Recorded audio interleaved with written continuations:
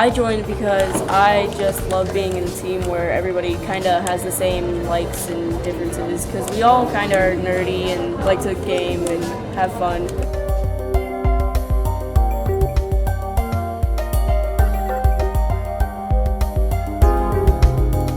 I believe in STEM. I think it's great for kids. It's hands-on. It teaches them how to problem solve. I want to be a robotics engineer when I grow up, and I feel like this will give me a good thing to put on my college application, and B, will give me a good jump start on programming and building robots.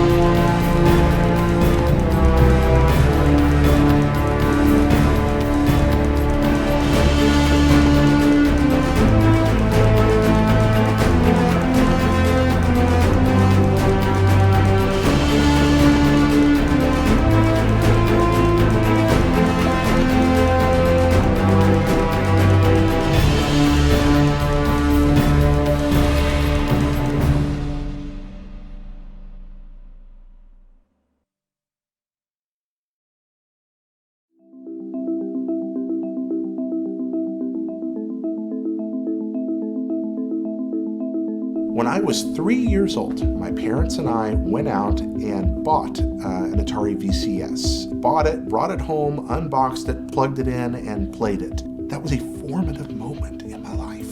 There was a world inside that little box, and then we put another cartridge in, and there was another world, a different place to go. After that, there was no going back for me. I was trapped inside that little screen in some way for the rest of my life. I wanted to go explore and find new things there. What was it like working in Atari? God, that was fun. We're getting a tremendous amount of money to do virtually anything we want, anytime we want. We know we're protected from things like police. We can do anything we want. Almost. Is it gonna work? Yeah, I think. I mean, what did I know? They get a call a few days later, something's wrong with the machine, they open it up, and quarters come pouring out. It's so choked on quarters it doesn't work anymore. Wow. The machine failed, but because of too much money. You know, that was a good kind of failure.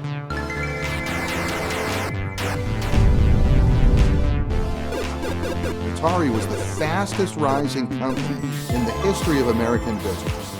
Atari at one point considered whether to try to buy Apple. Mercifully, it didn't happen because we would have been stuck with Steve Jobs in person, telling us all that we're all wrong all the time. We were pioneering a whole new, not just an industry, but a new medium, a new form of communication and entertainment. I instantly understood that I was being allowed into a place where women had not been. It was hard work. Everybody thinks, oh, an easy job. No, it was anything but easy. Movies, they have credits. We want to have credits. We were starting to realize that they're making lots of money off these games. You are just making a product. You're not an artist. You're not a Steven Spielberg. We used to kid at Activision. We would do a game. We'd do it in 5 months. We'd throw it up in the air, and millions of dollars would fall on the ground. And everyone figured that out. Bing, bing, bing, bing, bing, higher and higher and higher. And they thought, this is going to go on forever. We'll see how long this thing runs before it goes boom. In the course of 2 years, it all disappears.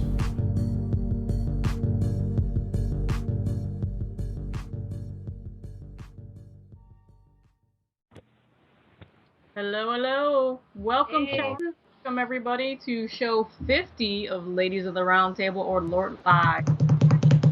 Yeah! Yeah! Show 50, give yourselves a hand, ladies. Let me give you a little quick round of applause. Yeah, that number is scary to me because that's how old I turn in 4.5 weeks. Looking good, mama. Looking good. Yeah, it's scary. So, let me introduce the ladies of the table, the usual suspects, my partners in crime. We got Regality somewhere guys? around here. You never know what direction we're at. Nikki, Batgirl D'Angelo. Hey. Around the table. Page 6 in the house. Hi, guys. And, of course, myself, Shavasta, Carmen DeMint. And we have Pixie in the chat, I believe. Confirm? I think she's down there somewhere. Pixie is not feeling well, so she's not going to be on Strum today. Her picture is there, but no worries, guys. You'll come in and say, why is she not talking? Because she's not feeling well. So we're going to give her a rest today. And our guests, as you see, we have 2 people in 1 cam. Yes, I said it. 2 people, 1 cam. Our guests for today are Daryl Rodriguez and Jeanette Garcia. They are the directors, the brilliant minds behind the documentary, the gaming documentary World 1-1. Thank you for being here, both of you. Thanks for having us.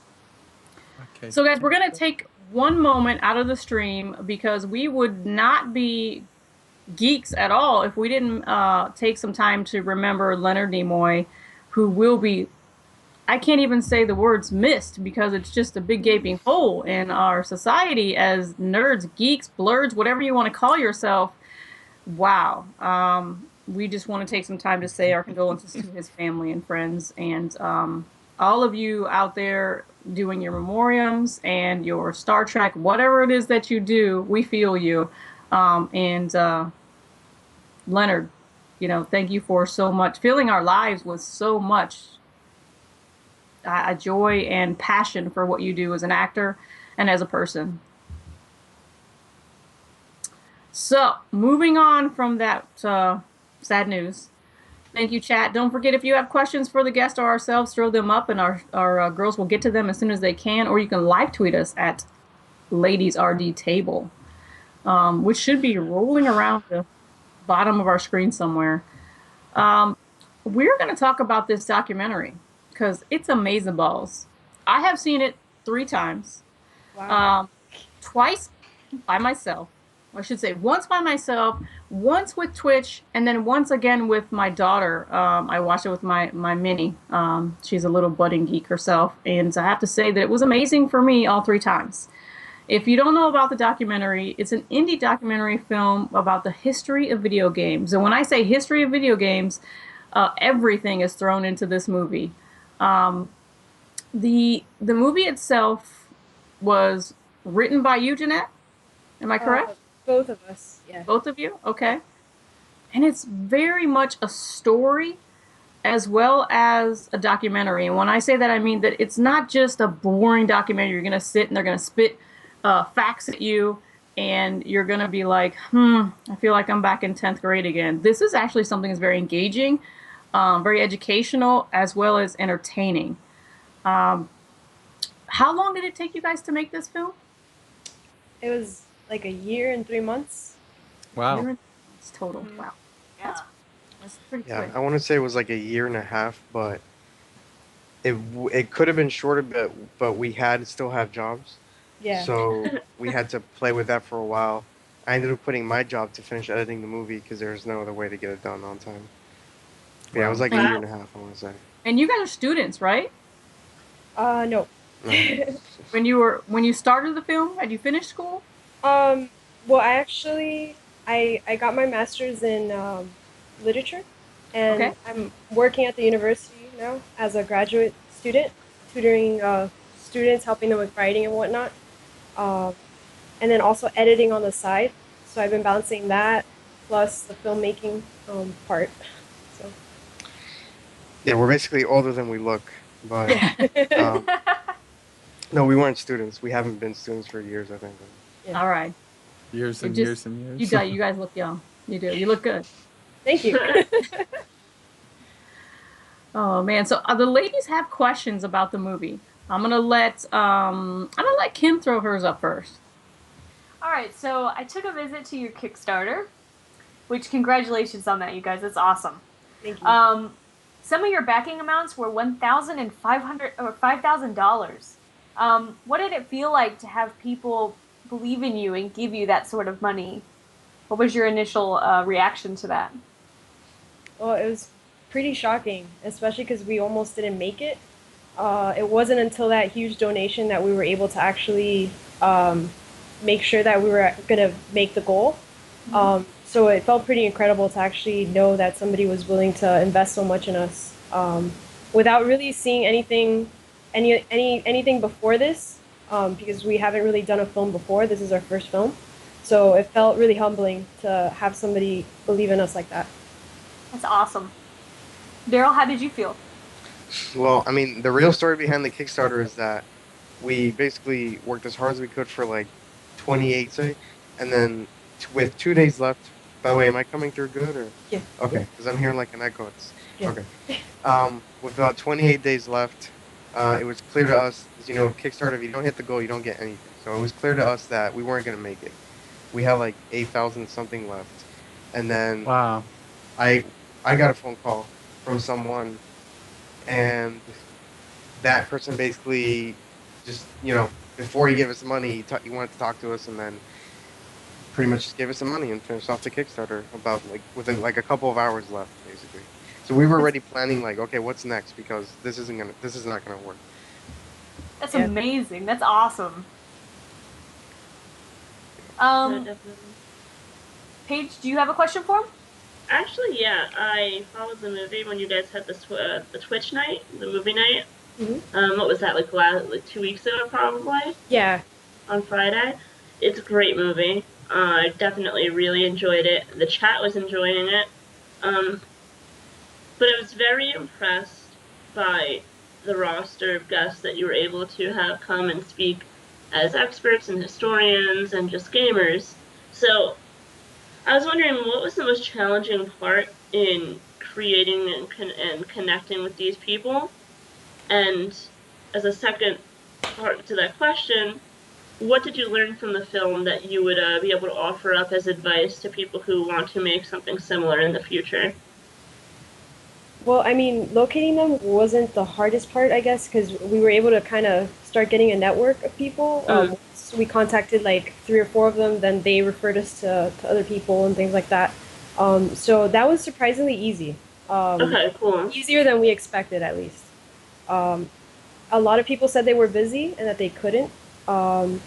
We had people like Carla Meninsky in mind, who never really, we didn't hear back from her.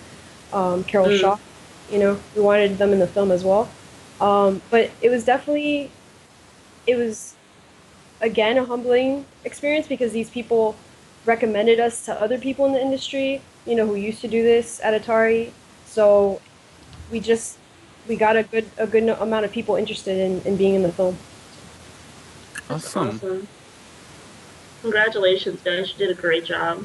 It's an amazing cast. I mean, it had to be surreal to talk to some of those people and be in their presence. I don't know about you, but my mind was blown just watching. I think- was like, Yeah. I think the two of us watching, because of our age group, Yeah. Carmen, Yeah, those definitely.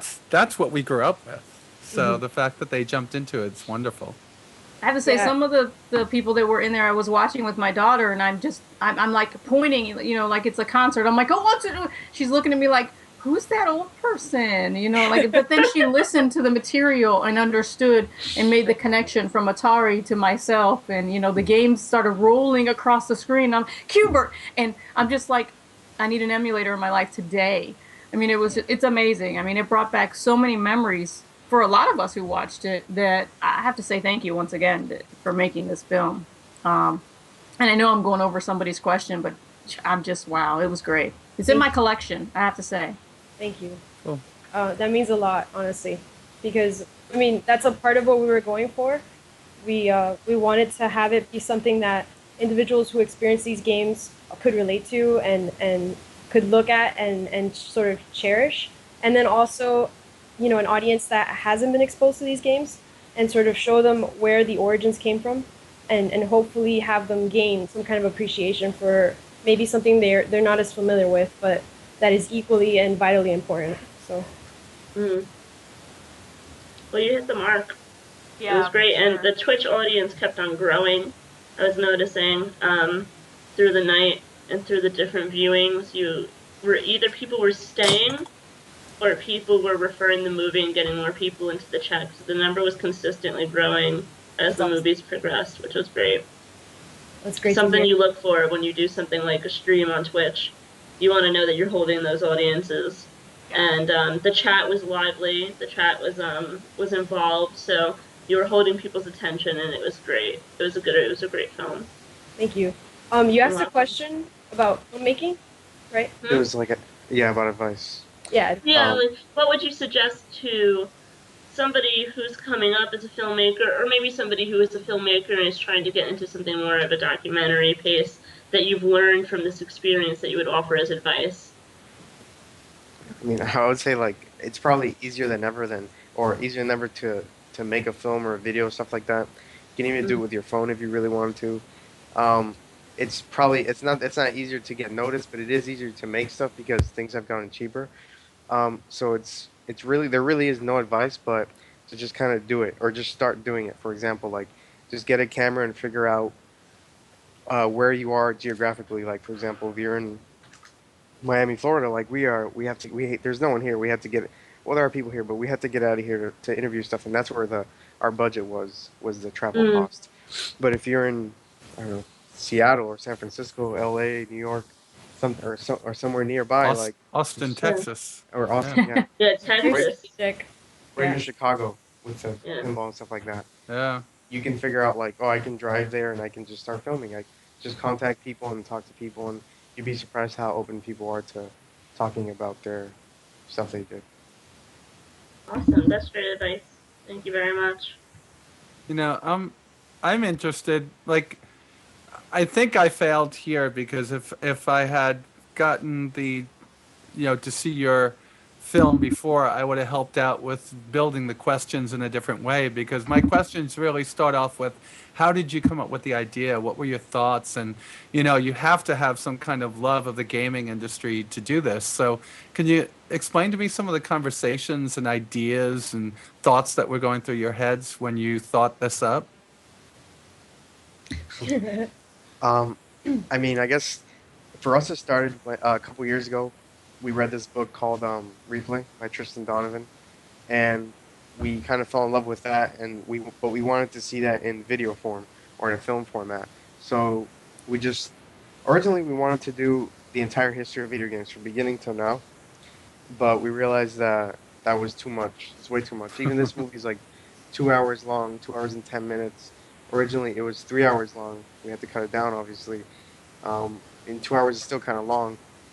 It's just too much. There's too much information, too much stuff, and you can only do so much with a movie.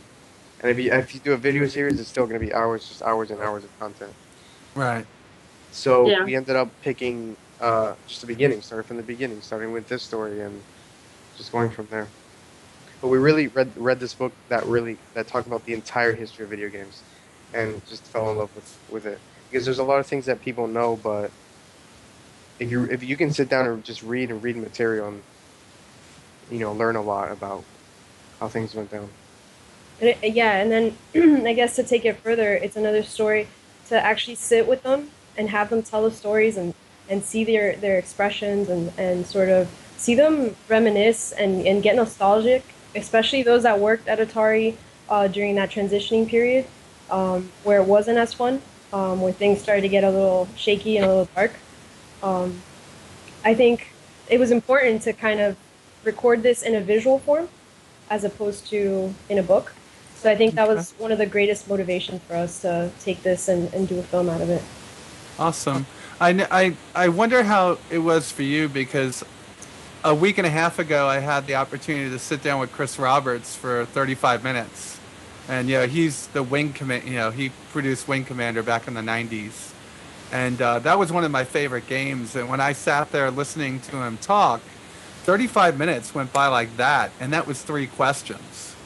I have no idea how you kept these game designers, these developers, to short answers? What was it like trying to keep them on target so you could get content that made sense and didn't go on forever?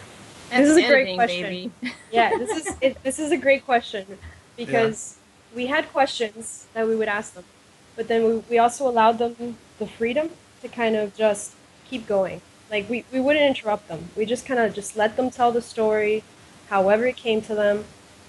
We spent sometimes anywhere between like 2 to 3 hours in an interview, and they were okay with it. So as long as they were okay with it, we let it just run its course. So how did you go through that content? Oh. I mean, you had 3 hours of content for one person. That's like nuts. Yeah, it was a total of 40. For about 40 hours. Around almost 40 hours. Oh, holy cow! Enough to make a sequel. I mean, come on. Yeah. Yeah, there's definitely going to be a lot of special features for sure in the disc versions. Awesome. That means bonus. Yep. Yay! Bonus material. I'm excited about that. Okay. Rolling off of Nikki's question, the documentary isn't just, it's not a fluffy, feel-good piece. It's a nitty-gritty challenges of the business, technology, the deals, the broken deals, all of the real drama that went on around that time when Atari was up and down and, well, we'll just say it, E.T. Down and out. How did you make the distinct decision to leave? Was there anything that you left on the cutting room floor that you wish you would have put in there, but you thought, that might just get us in a little bit more trouble than than it's worth? And are those things going to be in the bonus material? I mean, I wouldn't say that we left stuff out because it was like too controversial or anything like that. We left a lot of stuff out because they're interesting stories. Like, for example, if you sit with someone at a bar and they tell you like a story about when they were at Atari, like they'll tell you this story that doesn't really tie into the overall story, but it's it's a very interesting story nonetheless. So those are the kinds of things that we left out because, again, there's just not enough time in a movie to tell that entire story and put all these little side stories in there. And there are some, I guess you could say, controversial aspects to Atari and some of the relationships that occurred. But we tried to kind of get in and sort of get answers to those questions. But some of the interviews were a little hesitant to kind of get into that. So we, basically what you see in the film is really the story that we were able to get, the arc, the main arc. Ideally, we would have loved to have gotten Ray Kazar's perspective also, but we weren't really able to get in touch with him. So, but Ray Kazar, the CEO of Warner, right, Atari, from Warner. Atari, yeah. Thank you for those follows coming in, guys. Thank you, chat. Yeah, actually, we're bringing in a lot of people in chat. I'm sorry, guys. I'm just kind of monitoring that a little bit over here. But they are on fire. Yes. Kim, Nikki, or Paige, if there's any chat questions, please throw those up. I think I saw maybe. Again, with how old you are. Yeah, she's 19. No. There's a poll being cast. There is a poll. I will announce it at the end of the show. All right. And there was somebody throwing around the cupcake question again. Oh, yep, it was cake this time. Yeah. Someone needs to know about that. Yes, it was cake. Doing well on Twitter this week. People were liking the cupcake stuff. Yeah. All right, so I love Kim asked the question. Yes, it's going to be our standard question now. Yeah. What did he say? Oh, I just blew by his question. I was He said if your movie was a cake, what would it taste like? Oh, there we go. Red velvet, yeah. Oh, delicious. But is it a red velvet cake that looks like an armadillo? Name that movie. All right, guys, I'm hashtagging the cupcake is real because it is. It's alive and well. Just to announce that I have a boyfriend. It's a disclaimer. Oh, really, Lethal? Yeah. Okay. Yeah, but you're not married yet. There's still time. Stallion. You can't tame a stallion. Oh, please. Oh my goodness, it's thick up in here, yo. All right, so Yeah. any other chat questions? We do have one. Kali did ask another question. What stress did you have to deal with in production? Oh. Oh wow. Lack of sleep. Number one. Equipment. Not getting there on time because the plane mixed things up and then it ended up in another city. Well, they shipped our bags. One of Yeah. our bags to New Jersey. Yeah, to New And we were in Jersey. Texas. Yeah. So we had to improvise the lighting that day. The audio was a problem at one point, but we were able to sort that out. It's just things you don't expect, really. And then it's a 2-person crew, so carrying all that equipment was, wow. It was a workout. Seriously. Yeah, I bet so. Yeah. You can't tell. It's really well done.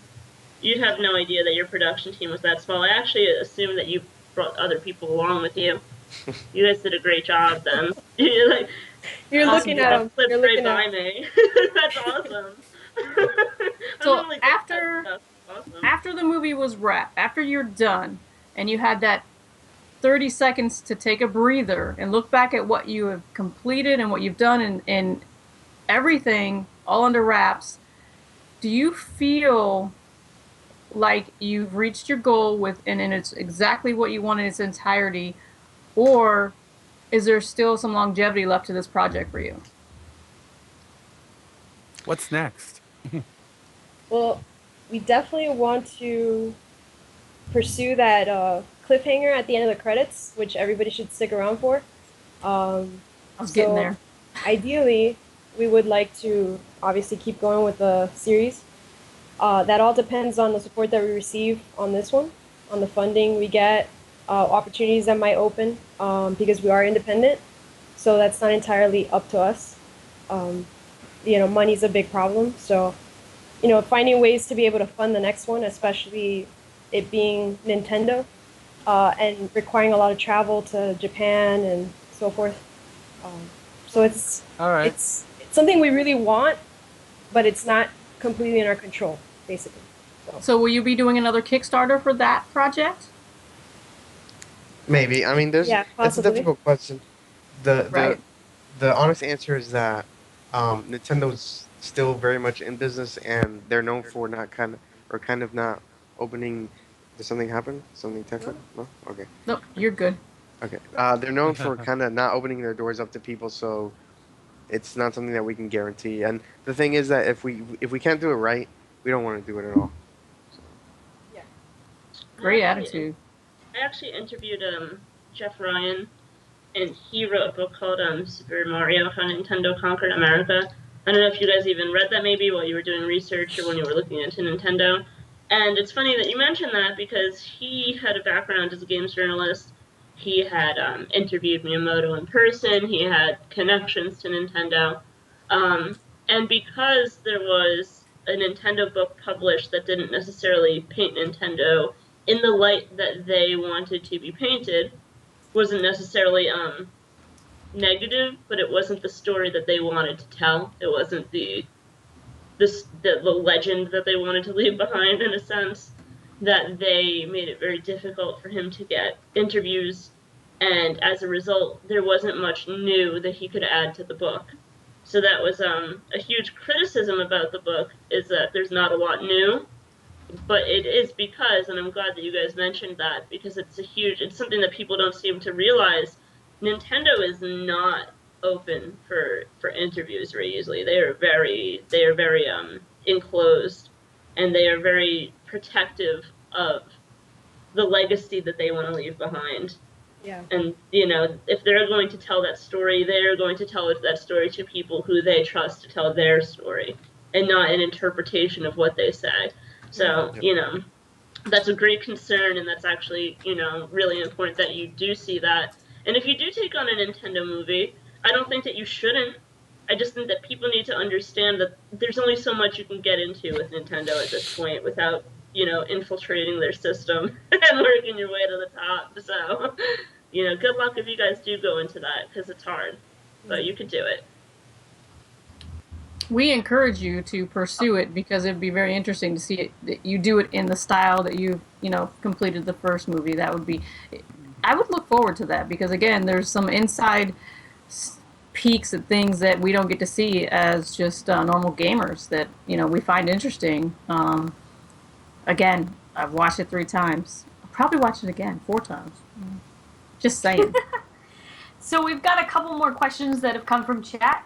Haro asked, with the history of video games in your documentary being complete games, what is your opinion on the state of gaming releases now with alpha, beta releases, and early access?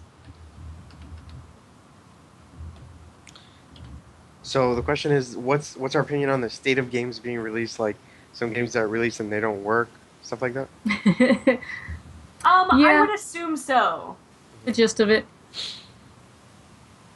I mean, I see That's a tough question. I guess I see the value in doing that and having alphas and betas for audiences to try out and kind of maybe point out some of the bugs and some of the things that are broken. But I feel like, yeah, sorry. No, keep going. I'm wondering, isn't it the reasoning behind that, like so smaller companies could? Because they're not, their sound is gone. She's talking. Can you guys hear us? Yeah. Yep, now we can hear you. Oh, yeah, I couldn't hear her. Cut out for a moment. Oh, okay, sorry. Well, I mean, I think it's a good option in order to see, possibly any problems that the game might have and get a public reception of what the game is like, what people think of it. I do think that people shouldn't release until those bugs are worked out and sort of give the game time in development, because I think that's one of the main issues is that games get released too quickly, despite being on alpha and beta, and then they come out to the public and they still present the same problems and same issues that the community has brought up. So I think that's one of the issues. Yeah. My personal take on it is that, like you have to ask yourself, like, why are games coming out and why are they broken? The people who are making them, they know what they're doing and they've been doing it for a long time now. I think that it's just a matter of maybe they changed when they went to the new consoles to a different architecture and they weren't used to that, or maybe they changed the servers or something like that, and it seems like everyone just kind of has been pushed back, or like a wrench has been thrown in everyone's system by moving over to this new architecture. It has to be something like that because the last generation lasted for like 8 years, 7, 8 years, and everything was for the most part just rolling along. So we've got another one. How did you figure out what to ask the people you interviewed? Did you have a list of questions prepared? Yes.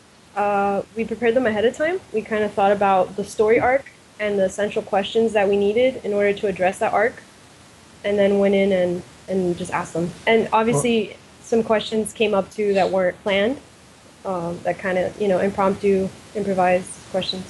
I kind of want to like reveal a little more in the sense that like the way we did it was kind of like a non-traditional way because we didn't sit there and like ask questions like, oh, there's this question and then answer, and a lot of people were, I guess, like taken aback by that. Like they literally said like, I want you to ask me questions, and we didn't want to do that because we didn't want it to be like robotic answers. We wanted people to just talk. So we kind of let people talk, and then we used the questions more for personally keeping track that they hit the points that we want. Yeah. Awesome.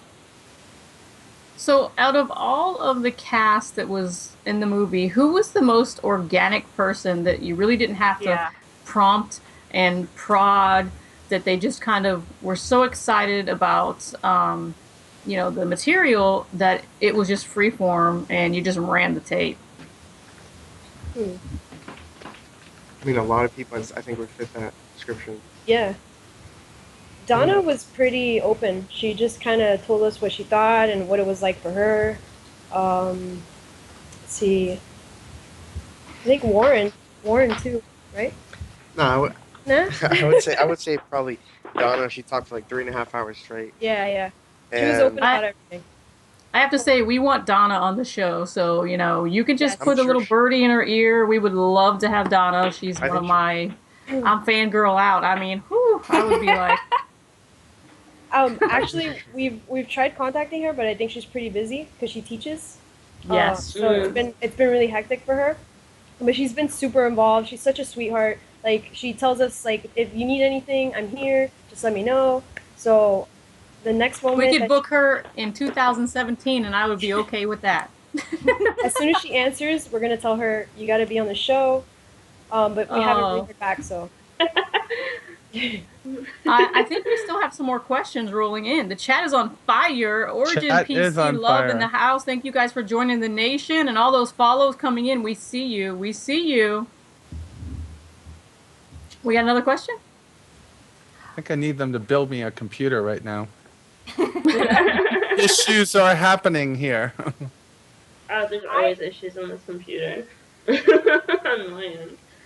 Yeah, the stream, the chat has been on fire. I haven't seen any more questions just yet, but guys, remember you can live tweet the questions, and I will be looking on the hashtag. And if you want to do it that way, you can, or you can put them in chat. All right, so I think it's about time that we roll over to our first topic of the evening. And if you guys don't know how the show works, your first time here, welcome. This is Ladies of the Round Table, or LORT Live. We are a entertainment, what do we classify it on Twitch? Gaming talk show. I think that's what the little box says. Yeah. Where we keep it 100. We are on the real here. We say what we want to say in real time. There's no filter. We are live, and we're not censored by anyone. We're not just ladies of the table showing our cleavage or talking about our Pikachus and, no offense, Kimmy, and our plush animals, but we're talking gaming, stats, builds, and technology and software, as well as doing it all for a great cause for our charity. Cleavage, yeah, they just lost them at cleavage. We're doing it for a great reason. We're doing it for a charity. We're a nonprofit organization. We actually raise money for STEM education, or STEAM, if we're adding art, scholarships for girls. So we would like to change the ratio. Everybody hashtag it, change the ratio, tweet it at us, because we want more women to be involved in technology, science, engineering, technology, math, and art. And we do that through video games. Imagine that, all that technology there. So enough with the blah, blah, say blah, blah. I'm going to roll into Nikki's topic. Alrighty, that's a good one. And it's a hot topic for some people, net neutrality. It actually went through a vote in the I guess it was the FCC this week, and it was split along party lines, 3-2. You're never going to get a majority vote in this, because I think that most of the politicians are so either on the take or not intelligent enough to know what net neutrality actually means. So I want to talk about what it means for us. A lot of people have the misunderstanding that net neutrality means that there's going to be some kind of a fix for like data caps and pricing in internet, and it's not at all what it's about. Right now, we're going to take a hypothetical situation, and we're not going to throw companies under the bus. I'm only using them for the hypothetical situation. You have Comcast, which also owns Hulu. You have people that are doing video streaming predominantly on other services like Netflix, Amazon Prime, and YouTube. So you might have Comcast say, all right, we're going to give most of the bandwidth to our own and limit the bandwidth for the other two. And that's when you get those little spinning circles on Netflix and, other services. And then I'll give you another instance. You have another company, let's say like Cablevision up in New York. They take money from Amazon Prime to give them more bandwidth, thus leaving Netflix and the rest of them without that bandwidth, or Facebook or other things. So this is actually taking those practices, which are unfair for the majority of people paying for the internet, and makes it more fair. It also puts it under the regulation of an act, the Telecommunications Act from the 1930s. I didn't really write that act down, so if somebody knows what it is, you can put it into. And it gives the government, the FCC now, the opportunity to hear public complaints about pricing, and thus sometime in the future to consider bringing that into it. So how this hits us is negligible. You and I aren't going to see a difference except for maybe less spinning circles on Netflix. The problem is big business runs government actions, and we're about ready to have a changeover in government in the next 18 months. So they've got to get this done now, so when things change in 18 months, that doesn't go away. So it's going to be pretty tough. So the things that are going to happen right away are going to be that the FCC is going to start bringing them into, bringing the cable companies into that regulation of those practices only at first. Immediately, the cable companies, well, not cable companies, the internet companies have formed together to file suit against the United States government for implementing this. They really don't have a leg to stand on because they are part of the telecommunications system in the country and do belong in the regulation of that 1930s Act. So there's no way that's not going to happen, but it's going to cost the government and taxpayers a lot of money to fight this for the time being. 6 months, a year, 2 years from now, when this is all said and done and the court cases are over, then you may start seeing different practices, like the data caps that Comcast puts on some of its users and not all of its users may come under regulation. But right now, the premise of this isn't a big yay, hooray, we're going to get like equality on internet services. It really is just the very first small step to that happening. So what do you girls think? And I think, Paige, were you the one that knows the most about this right now? Because I would go to you. I do know quite a bit about it. Okay. I have a very uneasy feeling about a lot of this. As shows by your body language over Yeah, I with your know. arms crossed. It makes me, like, you know what, it makes me, it's to the point where I don't even talk about it on the internet anymore. Because it makes me feel not only angry, but it makes me feel helpless because we have the MTA in New York, and yeah, we have public hearings every time they want to raise the hike, and every time they have a public hearing, thousands of people show up, hundreds of people show up. Not one of them says that they can afford a price raise, and yet the price gets hiked every couple of years. It makes no difference if there's a public hearing in those situations because the MTA is, for all intents and purposes, a monopoly. And they have all the power. And when we look into cable providers and things along that line, we see that they have set up boundaries where they do not compete with each other and therefore have monopolies in certain situations. And there's only so much that you can do to fight that. And that's not even going into, privacy laws and extending privacy laws onto the internet and things along that line. That's a whole nother battle on top of net neutrality, which makes me, feel exactly the same way.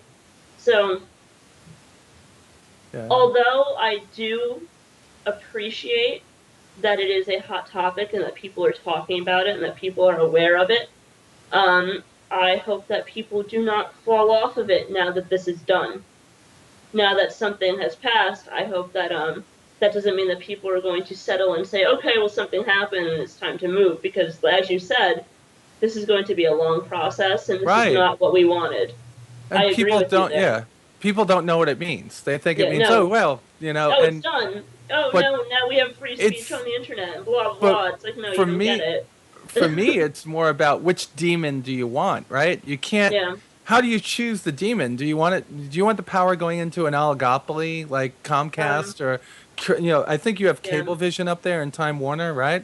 Yeah. So do you want them having all the power and then them set their own lines, or do you want the government who never understands anything to have the power? Or do you want none of them to have the power? Yeah. I want the power to be into. I think the internet. I'm not necessarily a libertarian, not even by a long shot, really not. But I think that there are situations where a free market is the most beneficial, and I think that the internet is one of them. And I think that if there is no real competition, if there is no real free market, if there is no will of the people over advertising and will of the people who can afford it, we're going to see a lot of these innovations begin to cease. And things that can change the world for the better are going to be things that entertain us better. Okay. And that's scary to me. That's scary. I think, that was a frontier of ours, the internet. And, although having entertainment is great and I don't think that should stop, I don't think that it's beneficial for people who make money off of your entertainment to be controlling it. What about our guests, Daryl and Jeanette? What do you think about it? I mean, I don't know too much about it, but what I'm thinking as you guys were speaking is that like we're talking about the U.S. government, talking about the internet here, but what about the internet outside of here? Like, for example, people in the UK, do they watch Netflix? Like, I'm sure they do. I'm pretty sure they have other stuff there as well. But right, I guess the question I'm asking is like, we're talking about like what's going on here, but the internet is international. So like, right. I think you make a good point when you say that it's not over yet. Like, this is going to keep going and going. Right. And internationally, they have net neutrality regulations. Yeah. And internationally, they if you believe in Snowden and all the things that were leaked, they have agreements with each other. They're not governments, especially like large powered governments, are not fighting each other. They are agreeing with each other and using their resources to help each other. Right. At least from what I can say. Well, and I know people that live overseas, and the piece that they're talking about, net neutrality, doesn't happen in other countries like it does here, where a company will take a huge amount of money to push their content out to you faster. Like Microsoft pays a lot of money to the providers to give the Xbox service a huge advantage over things like PlayStation 4. It's one of those things that's going on in the background. So it removes that extra revenue that those companies are making. And although it makes it fair for everyone, I think in the end it's going to make it more pricey for us because they're not getting that revenue. All right, who's next? Kim? All right, so we have some interesting comments. Rhino did say that they do have net neutrality, but it is limited in the UK. Okay. And Mal said cable companies were going down, and the internet's the new cash cow, so they got to keep fighting for it. Yeah, no, that's really what the bottom line is that they're looking to make up the revenue that they're losing on TV. We've said on this show before plenty of times, TV is dying. Yeah. At least TV as we know it, and that's what they're making up for. And I also think, I can go into a conspiracy rant here, and I'm going to try not to. I also think, like, people who live in these areas, some of the best paying jobs are for cable companies. And I have a problem with your provider being the person who employs you. I look up porn on the internet. I look up things on the internet that I don't want my boss to see. I have the Facebook that I don't want my boss to see on the internet. And if my boss controls my internet, I'm not comfortable with that. And it's, I think there's a lot of really slippery things there that really get under my skin. And, like, I think about this all the time, which is why, it's something that I'm always battling about in my head. And I've been looking for, what would the answer be that would be realistic and would be beneficial, and I just, it's driving me a little crazy. I'm not gonna lie. What do you think, Shriv? I think that this whole topic makes a lot of people feel uneasy. You're not alone, Six. I think that it's such a what shall we call it? It's such a double-edged sword with regulating anything in any country, let alone the United States. Yeah. And then because people will, it's the internet that's sacred to a lot of people. And as Nikki and I know, not our generation, but your generation, that is your everything. I'm not just saying TV or entertainment, it is your world. So to start messing around or start just throwing out things that you don't understand, because as we just noticed, Nikki broke it down. Thank you so much, Nikki, Yeah. for doing what you do best, and gave us a great short version of thousands of pages somewhere on the internet that we could be reading, to help you guys learn and be educated about the things that are going to take effect and possibly could take effect with something that is so important to you. And part of the reason why we're bringing it up is because it is important for you to stay informed and stay educated about these types of things, because there are laws and things that are going to be passed if you don't pay attention, and that are going to change how you do things on an everyday basis. So it behooves you to go over and take a look, or at least pay attention to when we start throwing these things at you, because it's not going to make sense to you later, and it's going to be too late. Yeah. Oh, that's 6. That's hilarious. Well, but think about it. You're more honest with your browser than you are with your partner, than you are with yourself even. You're more honest with a Google search engine than you would be in a classroom.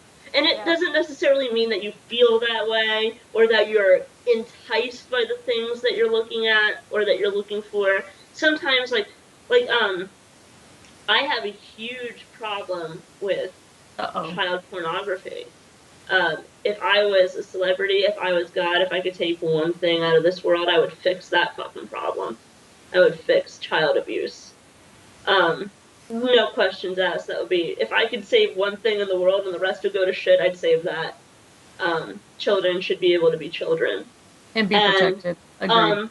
If I was running for office and I was watching documentaries on child porn, and somebody was to be a bullshit reporter and say, oh, Paige looks up child porn, that would be not only wrong and misrepresented, but that could be something that people would easily start a witch hunt on you. And all they have to do is show one arbitrary search term that could have been part of a whole set of research, or could have been something that got hit enter too early, or something that you didn't even look for, or something that somebody on your computer sat down under your profile and looked for while you were home or while you were in the bathroom. And that is tied to you.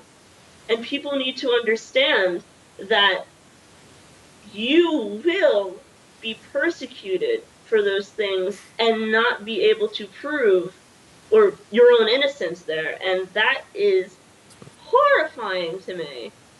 I think that being anonymous on the internet, I think it's just an integral part of our freedom, of our autonomy.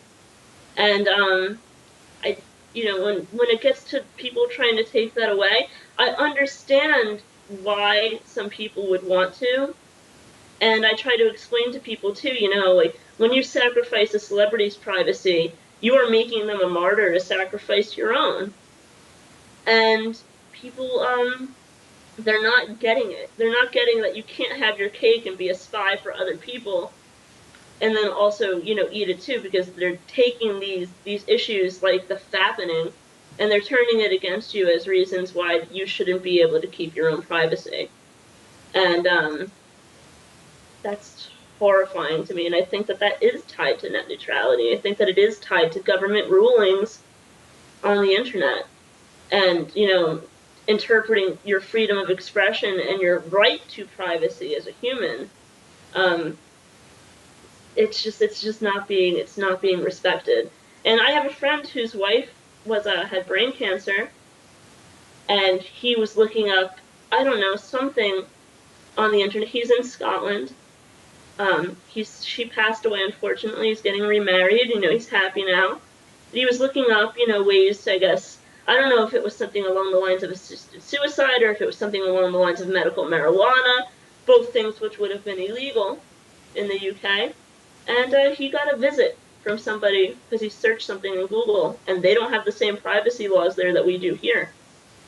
They don't have the same freedom of speech laws there that we do here in America. And I think that people need to understand that, when I was told that, that made me see, like, this could be really bad for an individual, and I can't see it being used in a good way. I'm going to try to curb it from there. I keep reiterating my points. I'm sorry, guys. I get on a rant there when I get into those issues. They're very dear to me. And we got the point right. that they are dear to you. Yeah. It's okay. It's okay. Kidding. Not in a bad way. It's okay. When you get Yeah. passionate about a topic, we could go on and be here for Yeah. hours. However, And I we don't are want on to do that, and I'm sorry. It's okay. It's okay. It's a heavy topic. I think that your boyfriend's in chat. Am I right, Six? Is he? I don't know. Is he in chat? I don't know. What's his Twitch name? Oh, give me a break. I'm talking about Arcade Android. Is Arcade Android in chat? No, That's not her bay. That's my bay. Oh, it's your bay? Oh, I apologize. I can't keep up with Arcade Android and his Excuse me. I social don't butterfly. know. But Arcade Android was our first guest to bring his own topic, and from there, no one's been able to take his super heavyweight belt. But lo and behold, in the corner 2, Daryl and Jeanette have brought their own topic today. Yeah. And we're going to let them go ahead and take a shot at the title. So, please, go ahead and give us your topic. All right. Well, we wanted to chat a little bit about the new Alien movie that's in, they're considering and being ready to be put in production by Blomkamp. So, yeah, just get the conversation started on that. All right. Give us some more info on it. Well, I actually don't. I think you know more info than I do on this one. So. Well, Is it basically, Ridley? Blomkamp, he's doing a remake of Alien 3. I don't know too much. I just kind of know that he's involved in it. He's done District 9. He's done Chappie, which is about to come out. And he's going to basically start the story right after Aliens. So sort of discounting Alien 3 and Alien 4 Revelations, right? Mm-hmm. So it's a reboot? No, it's not. I guess it's like wiping the slate clean on everything that happened after the first two movies, and then continuing the story from there. Okay. Have you guys seen the first two movies? Oh, yes. And then nothing beats the first one. I mean, once you see that, and I saw the first one when it came out back in the 70s, I think it was. 79. You saw it? Yeah. Did you see Oh it? my God. Yes, I was like 14 years old, and I don't know why I said I wanted to go see it. I remember trying to hide under the seat. And I get that same feeling when I played Alien Isolation on my computer. I was like, oh my God, they nailed it. But Ridley Scott was amazing. Yes. So I've never seen 1979. that. Yeah. Yep. I was 14. I remember. I said, all right, we're going to go for my birthday here. And a whole bunch of us went. And we needed a parent to go with us. So it was kind of scary. I love Ripley, and I'm curious to see what they're going to do with her character and how the story is going to kind of unfold. I don't know if they're going to do a twist to it and change it up, or they're going to keep it loyal. All right. Or So they got Ridley Scott involved, but as a production, as somebody that's like a production consultant. Mm-hmm. Wow. Takes place many years after Prometheus 2. So, that's the ship that they were in. So this will be interesting to see, you're right, where they picked up. And if they're not going to offend some people, because when these types of things happen, it could go horribly wrong, or it could be something really great. So, I don't know about you guys, but I'm going to take my usual stance, and I'm going to reserve my judgment until I see the film and try not to be too judgmental when trailers start coming out. I'm hoping, like I always do, that if trailers come out, I don't see the best of the movie on those trailers, because I'll be really mad when I get to the theater, like Lucy, which was horrible, just saying. I just don't want to have that disappointment again. I don't think it's going to be disappointing because it's kind of like a prequel situation, Star Wars prequel situation, because I think the first two Alien movies were probably the first two big mainstream movies, I guess, that had a strong female lead. And I think that just in the first one that was true, although you didn't realize it till like the second half of the movie, and then in the second one it was obvious, and then the third and fourth one, to my memory, they just kind of ruined all that, just threw it away.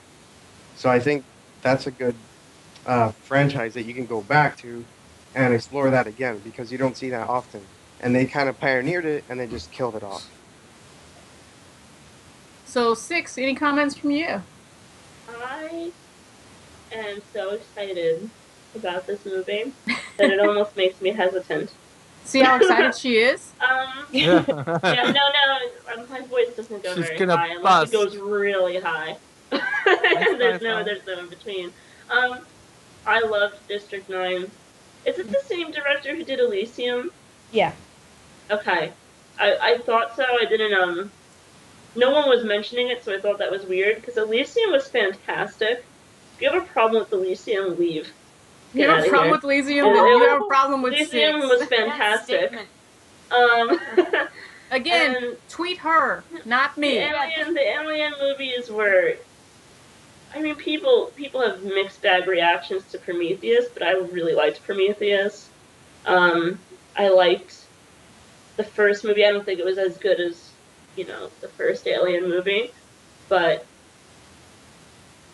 I thought it was fine for what it was. I thought it did its job well, and I enjoyed it. I didn't regret paying for it when I went to go see it. And I have regret paying for movies before, and I have fallen asleep in plenty of movies before, which I have paid for. Moses. Oh my god, so many movies I've fallen asleep in. But don't really you. All the time. These poor guys have taken me on dates too, and I've fallen asleep on the movie. But note to self, pro tip: don't take Six to the movies. Not a date. Better be a good one. Ever. Better be a good one if you're taking me, because I'm going to sleep. Don't buy her popcorn. Not worth it. I'm excited though. I think that it could be really great. I really like this director. I think that he does. I think that the monsters and the mecha in his movies are fabulous, and they don't look CG, which is a huge thing that annoys me in a lot of these mecha movies and a lot of these alien monster films. So I'll give it a chance, and I'm going to go in there optimistic. And if I don't like it, you'll hear about it here. Don't worry. Oh, we know. Oh, you know. It's okay. Kimmy, we trust that you will. So actually, I haven't seen these movies because they What? Came That's right. She's the baby of the bunch. They came She's out not before I old was enough born. yet. Whoa! I haven't seen them.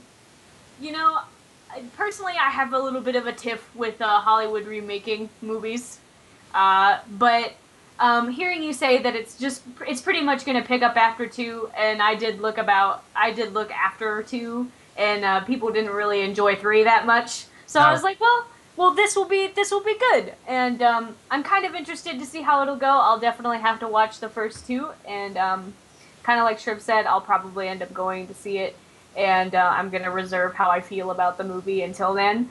But we've got some stuff going on in chat. Channel Zero said, honestly, I never got why Alien was such a cult classic. Does anybody have to say anything about that? I feel like there might be some disagreement.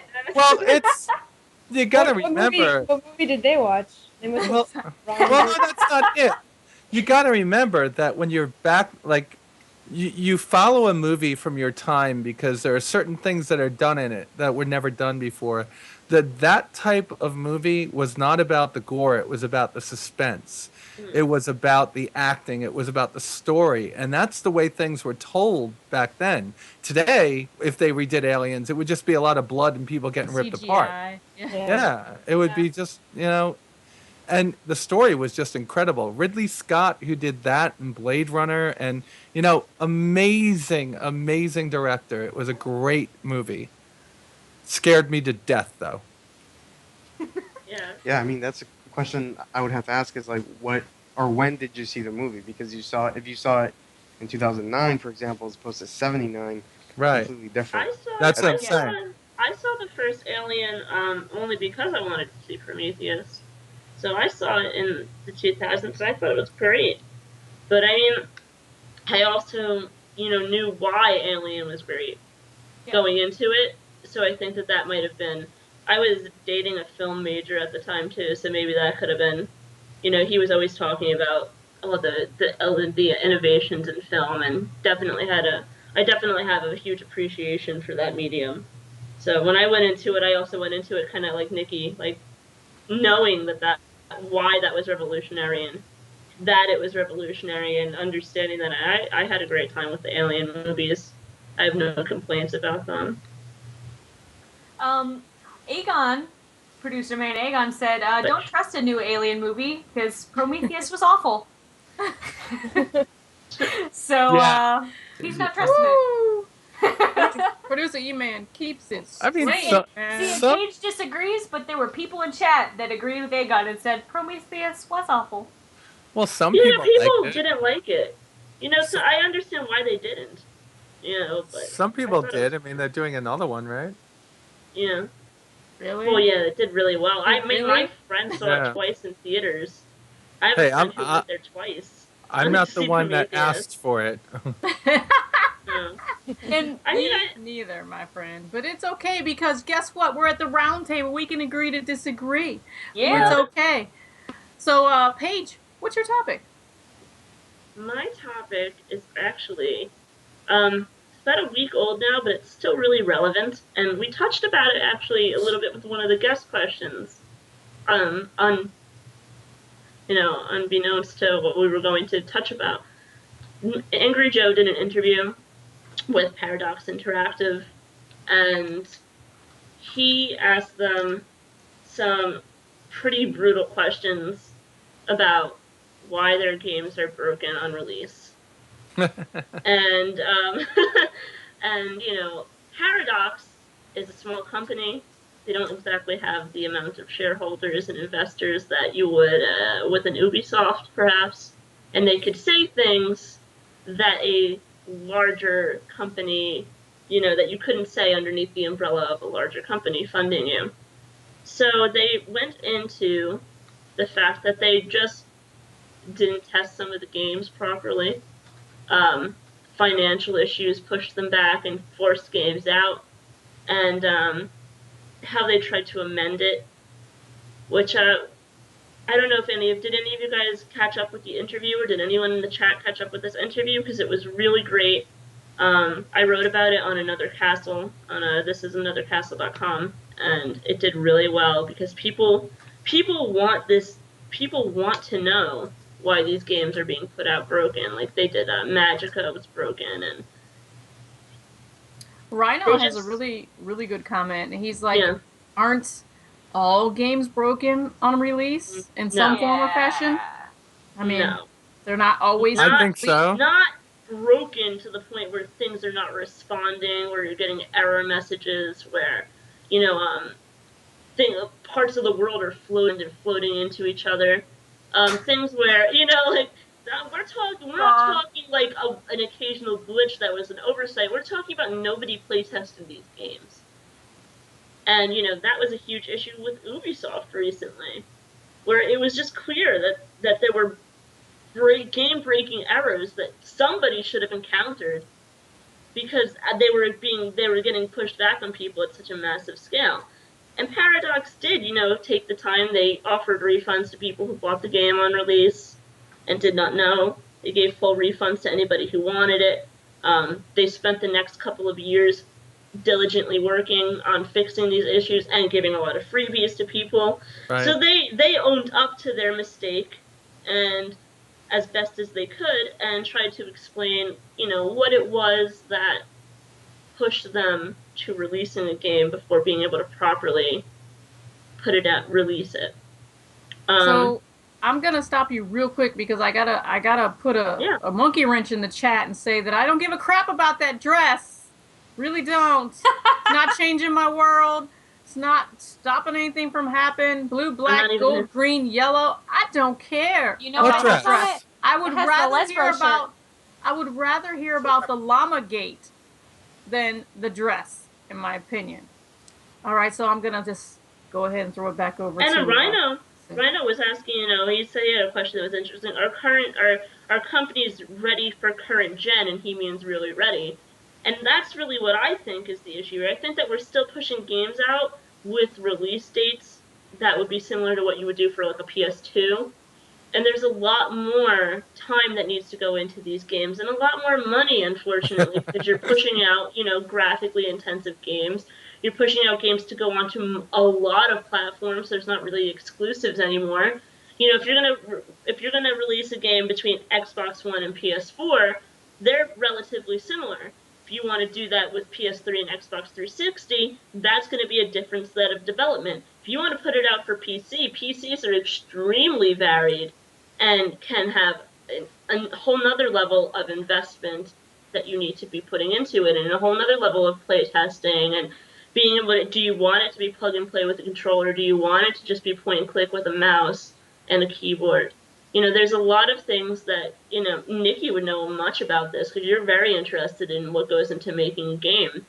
Yeah. And people need to be able to, set realistic goals and finances, and that's what Paradox ultimately admitted to in the interview, is that they need to better prepare financially for the scope of what they were taking on, especially when they're doing third-party games. So I want to hear what our guests think about this particular topic, because you guys touched on it a little bit. You gave us a little taste, but let's hear how you really feel. They're just saying the dress is fake. Paige brings up a lot of great points in sense of them not being prepared enough because of the platform that it's on, and not allowing enough time and development for some of these games. A lot of it being a problem of funding, probably, a problem of demand maybe by the bigger studios. So I think it varies, probably. I haven't really encountered any problems, let's say, in like the independent games I've been playing. I don't really see as many problems as I've seen in larger production games. Good point. So I feel as if that plays a huge role in these problems. Yeah. I mean, if you look at Assassin's Creed, for example, they were pumping those out like at least one every year, and everything was fine. And then now Unity had some big problems in it. And you ask yourself, like, why? Like, what happened? It must be that. It must be that they changed something and then had to deal with the legacy consoles at the same time. But then in the case of Paradox, which is like, smaller than Ubisoft, I don't know. I don't know what to say. So it's interesting that you bring that up too, because in larger games, larger companies, they sometimes have to vote in and out parts of a game, and needs that the developer then has to allot funding to, and that pushes around the funding that they would have developed, that they would have put towards something else.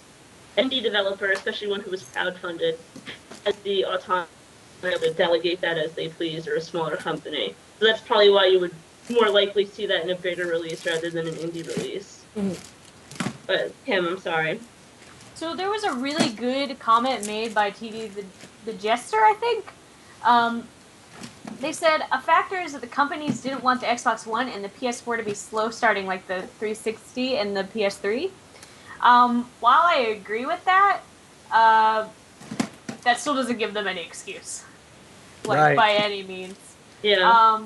And then Rhino said, Killer Instinct right now pushes out an incomplete game, and they increase content over time. Should be more games doing that to avoid any issues with broken games. So do you think that more games should do that to avoid issues with broken games? Personally, Yes. I don't really like that. I don't like the episodic kind of games, especially with the Kickstarter. People Kickstarter games next level if you're a smaller company or if you're relatively unheard of. I think that there's a risk there that you wouldn't necessarily have to do. But I understand why people do it. I'm just not particularly a fan of having to wait for something to come out. And if I do, I will probably wait till they're all out rather than start a game at episode 1. She's not an MMOer. No. Right? Just saying. I do, but I only have a couple that I really get into as far as MMOs go. I don't know. I'm like, episodic games like the Telltale games I love, Yeah. but I mean, that's a bigger name, right? But Yeah, I'm those saying, type if of somebody's things I doing like. Kickstarter. I mean, people like them, and that's fine. I'm not trying to say get rid of them. It's just personally, even I'm the same way with even a movie. If there's a part 1 and a part 2 of a movie, like I didn't go see the Hunger Games part 1. I'm gonna wait till it's on DVD and then go see part 2 in the theater. Okay. You know, I that's just how I like to do things.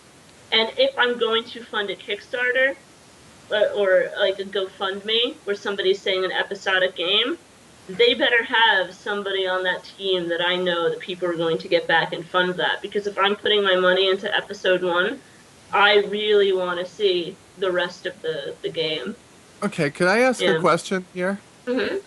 All right, so is part of the controversy not what we're talking about here, that the games developers are putting out early releases and some of them aren't delivering on a game? No, they're selling games as fully complete games. Well, or is the controversy over the fact that Angry Joe had a guest on the show and treated them like crap?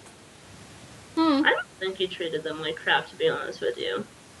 I think that's a really no, because that's a question, that's an issue that's being raised in the community, and I see it every day in my community get brought up. That people are upset by the state of the way games are being released, and they're saying don't buy a game on launch. They're saying don't pre-order a game, and I think that is hurting our community.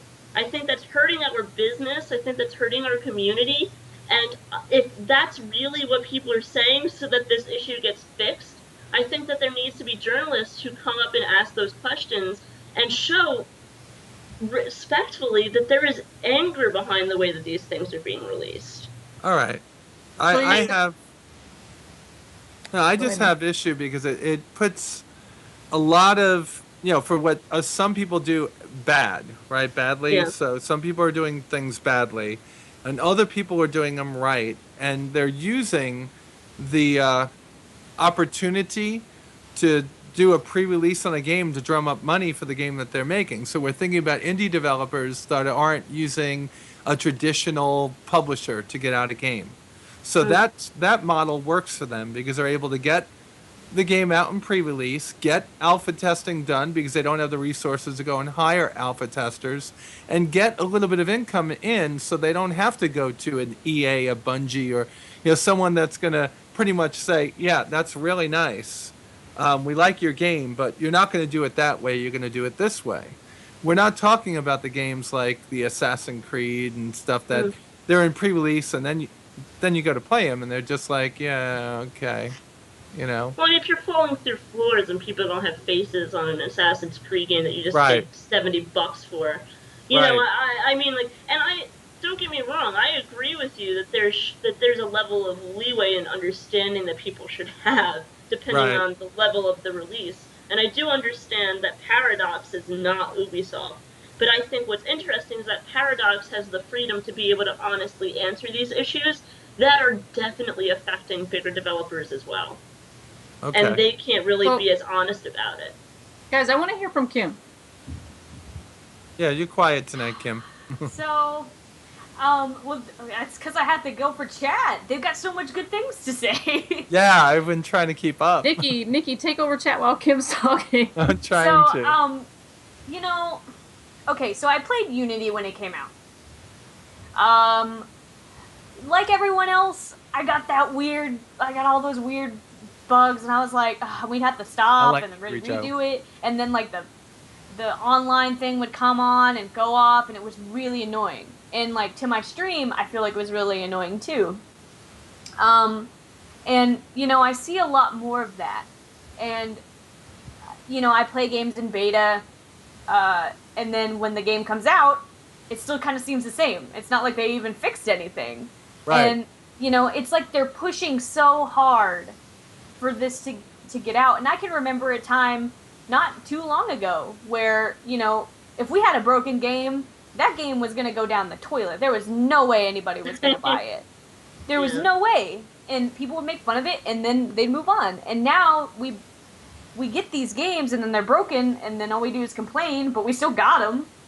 So, and I mean, people still continue to buy them too. And I mean, I disagree with the way that they're running it. I think that Jester made a great point. I think it's honestly just because they want to push it all out. But all at the same time, I bought a PS4 So where are all these good games that they want? All we're getting is the broken ones. So A lot of things too is that they were saying that like you go onto these conventions, you announce all these great games, and then if there's a problem, all of that has to get pushed back. And that hurts the funding, that hurts the budget for the year, that hurts the projected sales. And that was part of what they were saying was pushing these games out a little bit early. Like, you know, Magica, or what was the other game that they mentioned? Keep on saying Magica. Oh, Sword of Stars 2 was a game that people were really hyped about with Paradox and ended up getting pushed back. And like you're saying, like people, they have these games, these come out, you have a PS4, and everybody wants these games out. And unfortunately, you know, I personally would rather have slow releases than games that I can't play, especially for something like a Nintendo game or along those lines, where imagine if you couldn't really get them to fix it if you're not playing on a PC. Like, people had Skyrim broken, and that was it. If you had a PS3 and your Skyrim wasn't working, that was it. You couldn't play Skyrim. You know, if you had it on a PC, there's ways to fix it, possibly. I have BioShock on my PC. It doesn't work. It's incompatible. You know, if people are buying broken games, they're gonna be a lot more hesitant later on, and it's gonna hurt ultimately everything. At least I can't see how it wouldn't. Because I'm gonna say my comment before we throw up the last couple of chat questions and we move on. But for me, I think that it, again, is a double-edged sword, because it really does hurt our industry when we get something and you get it home, whether you buy it for your kid and you spent the $60, you buy it for yourself, and you're waiting and waiting for this game to come out, because game releases do get pushed back more than times than not. And you get home and it's just piecemeal together, and we as gamers have become more savvy, more intelligent, more learned of the tools of the trade and how our game should look, and then we expect a lot more. The bar has been risen, and you get home and it's just not the quality that you know you should have for that $70 or whatever it is. Sometimes $100, depending on what you've bought. So it is hurting our industry, because we will go take to social media and blast you out because we feel we can. Freedom of speech. We've got all these tools now that allow us to just go ahead and let you know how we feel, and you allow us to do that on your website, on your social media. You know, you have places for us to come and give you feedback, and then you don't like the feedback when we give it to you, that we're not happy. So what do we do? You know, where do we go from here? There has to be some kind of happy medium so that our industry continue to grow and continue to prosper. And what we've seen happen because of this is now there's been a huge movement towards the indie developers, because things are coming out in a fashion and format that is what we are expecting. Finished games, games that are more enriched with the storyline, games that are more inclined to suck us in and take us away. As gamers, we want to be able to be pulled into something and be out of reality and be into that game and enjoy what we're playing, as well as be able to play with other people and share that with our friends, because we're social as gamers, right? We love that whole feeling that we get, that warm and fuzzy thing when we play a game. And like Kim's saying, you know, PS4, where are you at? Hello? Can't play nothing. Xbox, come on, overrated and expensive. I'm not saying that I don't like it, because I got one in my house because my kid had to have a couple of games. But there's so much stuff that is PC then ported over to console, or console and ported over to PC, that I have seen, and I have done that. Where's the new storyline? Come on. Go ahead, Kim. So, go for it. No, I was saying, like, I think that something we have to realize, that in the same breath we can't talk about there not being content for the new platforms and then talk about the games being broken, because if the games need more time, they need to push them back. They need to push them back, then there's not going to be any content. So I think there actually is a lot of content coming, but since we've seen the train wrecks that have been happening, a lot of the stuff has been pushed. But we can't talk about both things at the same time because they're related. Yeah. I agree that Sony has had a lot of freaking issues. They've got so much stuff on their plate.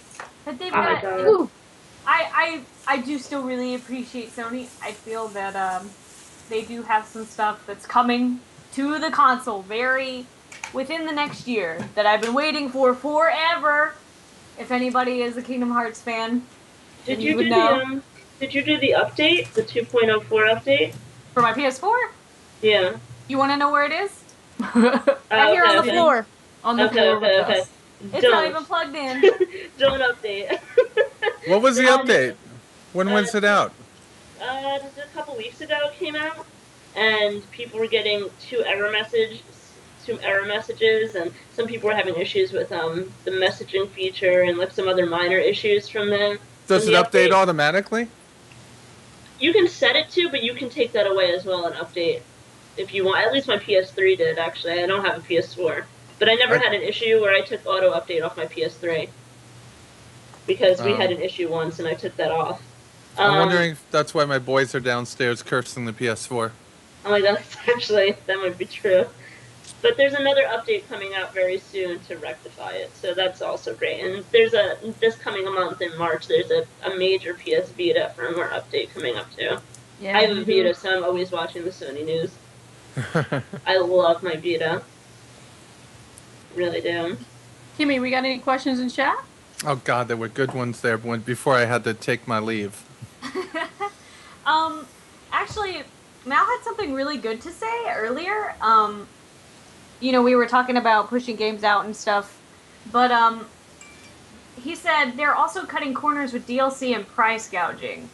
Yeah. I actually just had a conversation with someone yesterday about Evolve and how on release they had like $100 worth of DLC that you could buy, and that is crazy.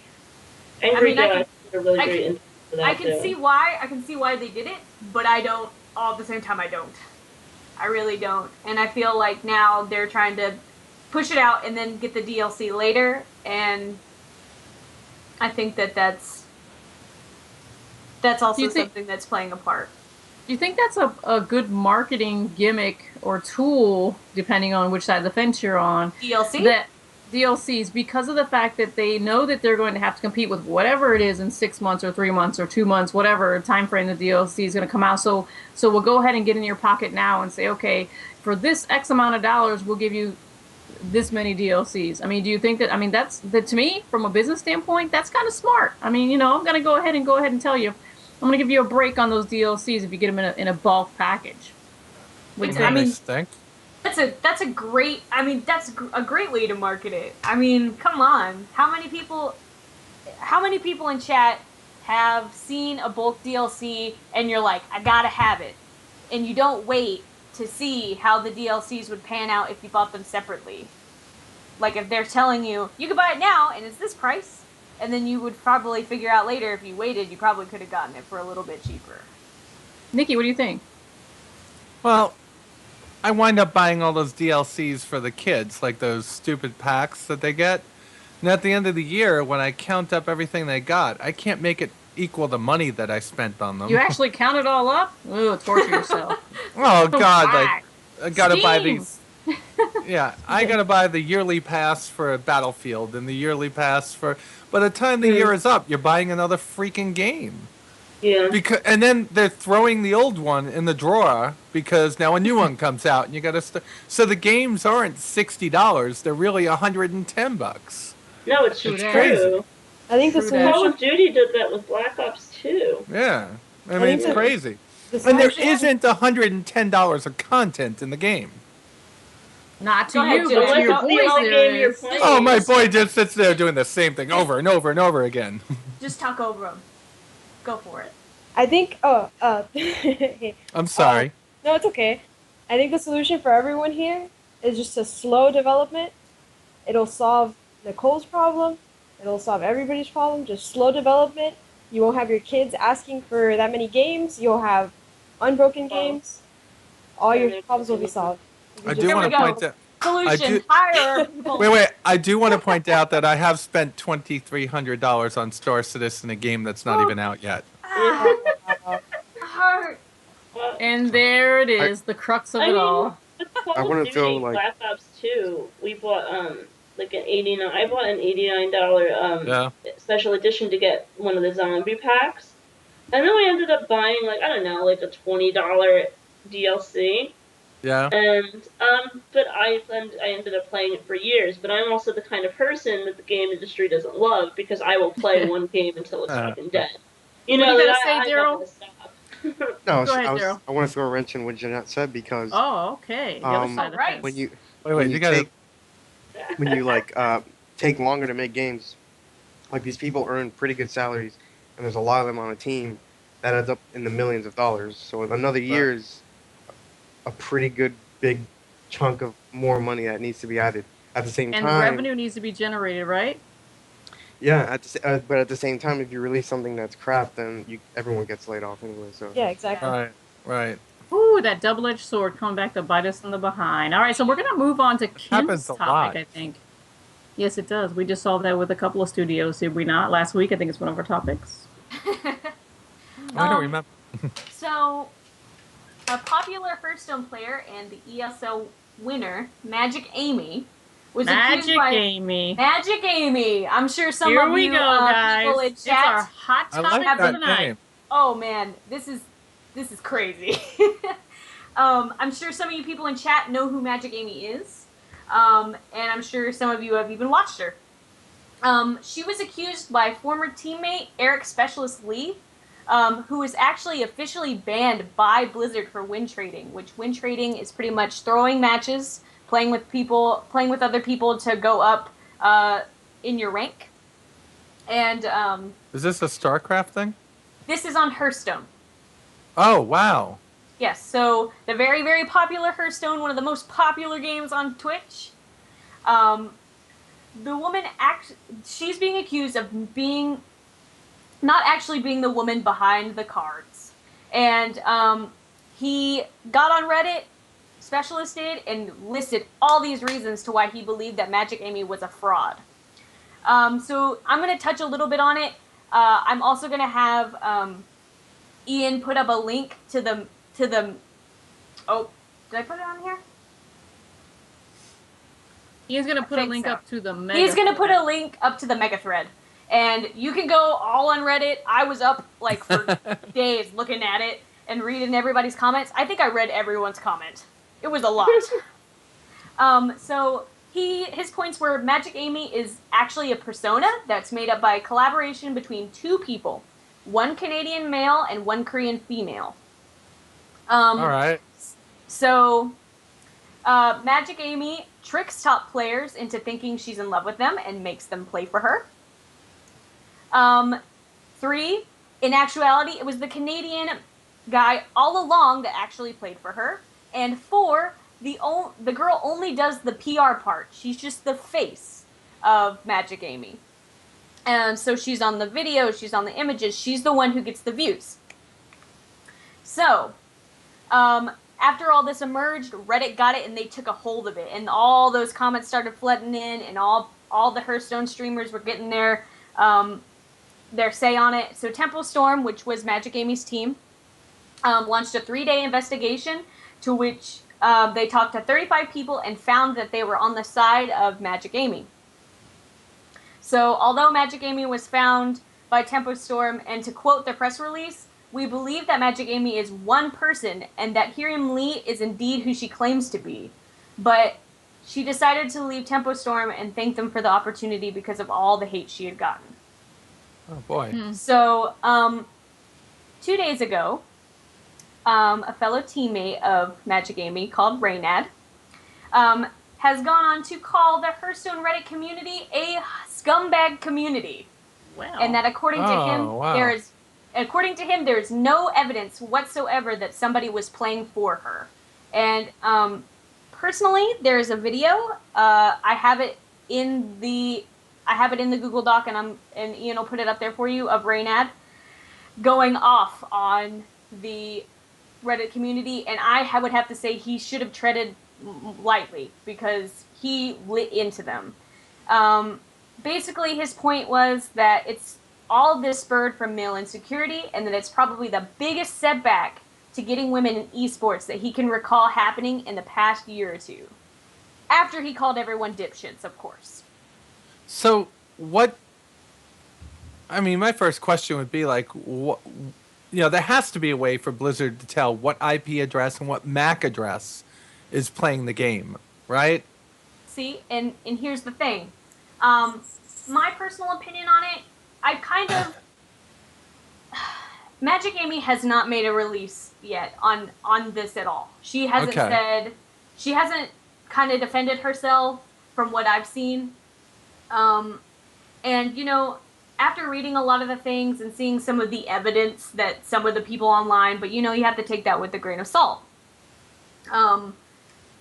And hearing from Tempo Storm in their press release, I don't really know who to believe. Because Tempo Storm isn't giving me enough information that says, hey, Magic Amy is not guilty of this. Right, and they even said in the press release, Nikki, nobody will know if she was actually faking it or where that IP was coming from, except for Blizzard. And Blizzard has not said anything about it.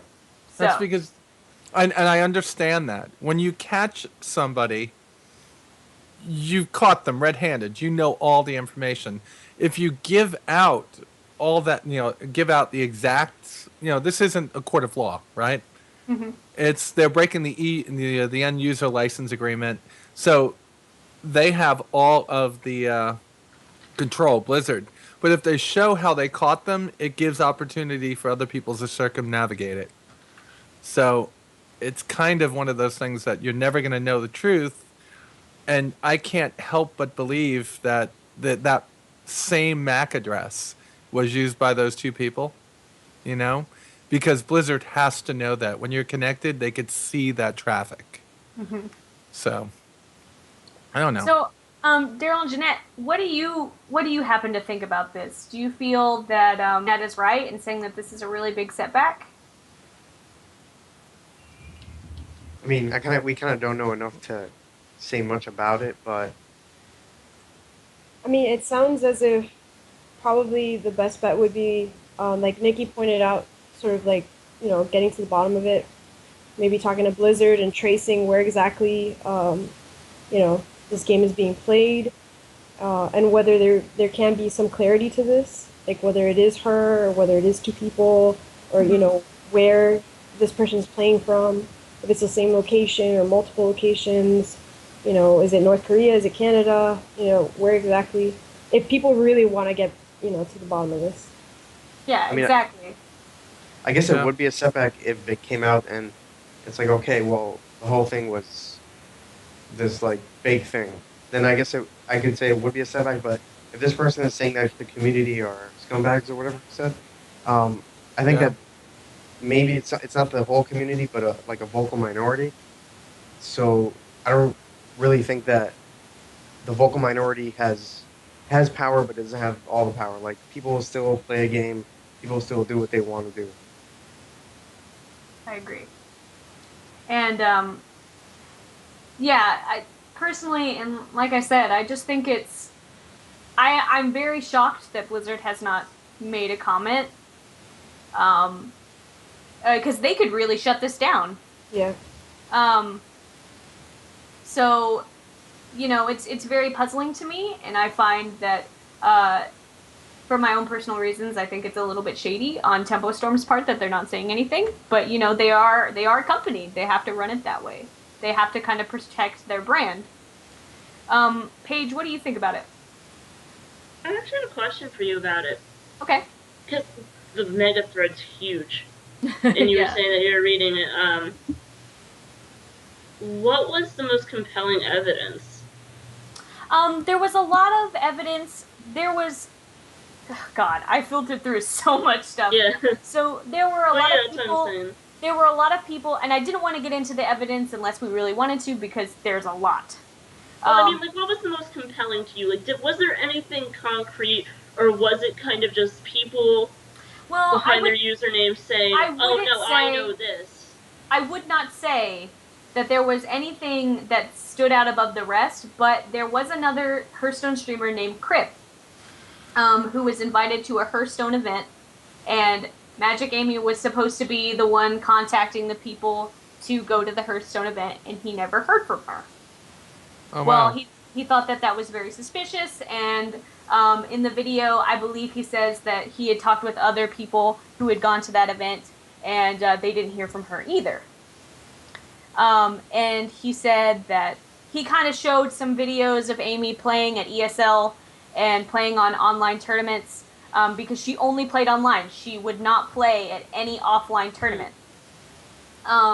You know, she would have her face cam, and it would be a pretty intense moment, as intense as card games get.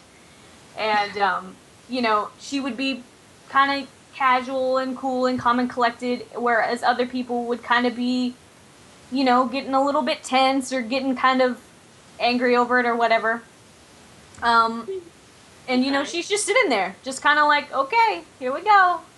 And maybe, you know, maybe she just has a really good poker face. Who knows? I mean, I've seen people do tournaments in person, and not everybody reacts that way. Especially, like, I used to do Pokemon tournaments. Some people would be really animated, and some people wouldn't be. Not showing up in person. Is she big enough to have PR? You know what I mean? Could she have somebody making calls for her and organizing events for her? I definitely will. She is a part of Tempo Storm. Yeah. Or she was. So, you know, but she was only there for 6 weeks. So the thing that you're saying about PR, she never really got that chance. So. Well, I'm just saying, like, could she have somebody that would be making the calls and organizing things for her? Maybe through the group even? I would assume so. I mean, like, these are things that I would ask if somebody was saying, all right, well, this is my evidence. It's like, okay, well, you know, like, did you go through all these questions? Because I don't follow Hearthstone. I don't follow this community. I don't really play card games unless it's just with my family casually. Mm-hmm. So this is interesting to me. But at the same time, what I'm seeing in the master thread, I'm not seeing anything that really compels me to say, you know, we should start a witch hunt. It's just But they win on one, and that was for sure. Yeah, and you know, like, I always think that that's kind of interesting. I think it's kind of strange, to be honest with you. I mean, and I don't think that Blizzard should give that information publicly, if they were going to. To the team, maybe, who's hiring her. I could see them saying, oh, no, we need this investigation. But are there any laws or anything that say that they can't show you, like, that they can't publicly release that information, or they can't release that information without a warrant or to just anybody? I think there are privacy laws that we're not privy to with. I mean, obviously, with But her that's being what I an mean, esports player, I'm sure there's all kinds of things And they spoke out. They spoke out on how they really just did not enjoy. They felt like because you know they went through flight records and all kinds of stuff for her, like her bank account and all that stuff, her transactions. You know, they had to do all that stuff, and they felt that they really infringed on her privacy. And so. So Nikki, that's what I'm wondering there. Yeah. You know, what can they really do to find out? Nikki, anybody? Let's see. No, they know. I mean, I think that what people... I don't understand why they won't tell people, except for the way I explained it, which is they probably don't want to give up what they know and how much information actually goes through to them. But IP addresses and MAC addresses are different, right? IPs you get from whatever you're logging into, whatever internet service, but a MAC address is your address forever. It's like a phone number. Every computer has one, and they see that. Whether she's playing on an iPad or she's playing on a computer, your computer only ever has one MAC address, and they see that information when you log in. So they have to be using that to be able to tell who this person is. Yeah. So You know? I was going to ask you about the chat. Yeah, I had a couple. I know. I had one, and somebody was saying similar to what I have, but isn't watching the IP addressing illegal? For example, Data Protection Act. No, it's not. People are asking different questions, and about the legality. And one person is saying that no, technically it is not. I believe it is not logging onto server for a company you paid money to and agreed to the terms of service. You should be aware of your IP being logged. Like, if you've ever looked at the terms of service and the end user license agreement for something like Twitch. Twitch, but look at a game like World of Warcraft. Do you have an attorney sit down with you and go through those with you? It's like 16 pages long if you print it out. It's ridiculous.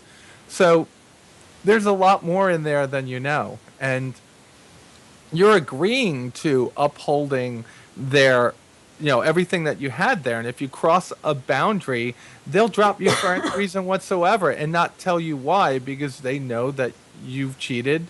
They have ways of telling that you cheated or lied about things. So, I don't like this, but I understand how it goes. I agree with you. I don't like it, but I know all too well how these types of things happen.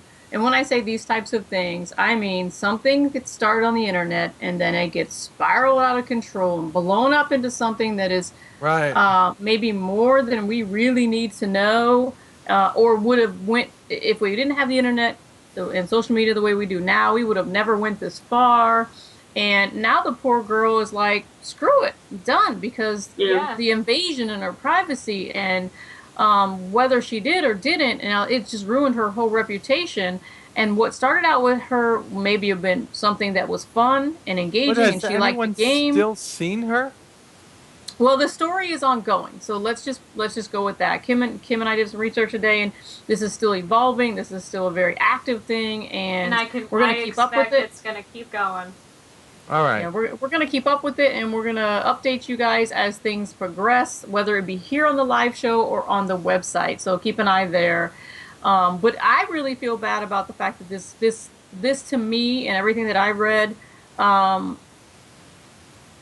turned out to be a witch hunt. I think that even if she did do something wrong, I don't think that we are all privy to her private information. I think that, again, the team that she was with, which she agreed to, there was contracts, she was in an esports team, things are signed, that they were privy to that. Blizzard should be privy to that, and the competitions that she was in, if that's the case, and whether she be stripped from titles or, just like any other sports athlete, that should occur. But the rest of that stuff doesn't need to be public information. For what? It's none of your business. Right. Yeah.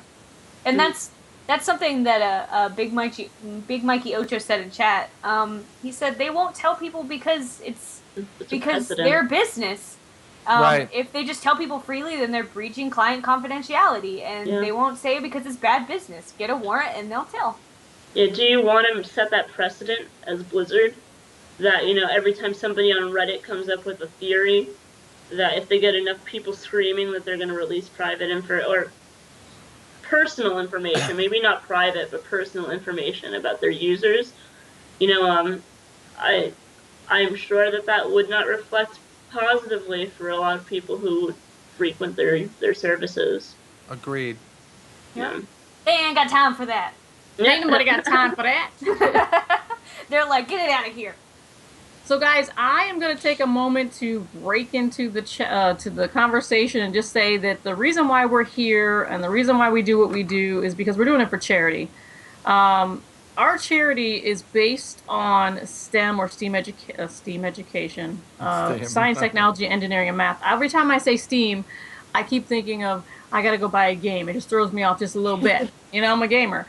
But take a time to go over to the website, take a look at why we're doing this, where your money goes. It doesn't go to us. We're not paying our Verizon bill. We're not buying games on Steam. We're actually raising money to actually get our 501c credentials. We're really close to doing that so that we can go ahead and be tax deductible. That's a big deal. You can write that money off on your taxes. Everybody, if you haven't done your taxes yet, get to it. You're a little slow. And contribute to scholarships for young girls and boys, primarily girls, because we're ladies of the round table. We do have a group of 10 kids that we are sponsoring, that we are helping them with their robotics team and their engineering. They're on the website. They have a Twitter. They have their own website. They build this thing themselves. No help from adults. So everything they do over there is all these 10 kids. They actually have a game that they're building on the Oya platform, learning how to code at 10 to 12 years old, self-taught. So go take a look at what they're doing. They compete across the country. We're happy to contribute to their growing minds, and we love the fact that they want to do this because they like it, not because they're being forced to do it, because they want to learn. So there's something for you to go ahead and take a look at and donate if you feel so inclined. Again, none of the money goes in anybody's pockets. Nobody's taking it home getting their nails done or buying those Steam games. And Nope. one last topic. Am I the last person to go? Yes, Is you that me? are. Yeah. Woohoo!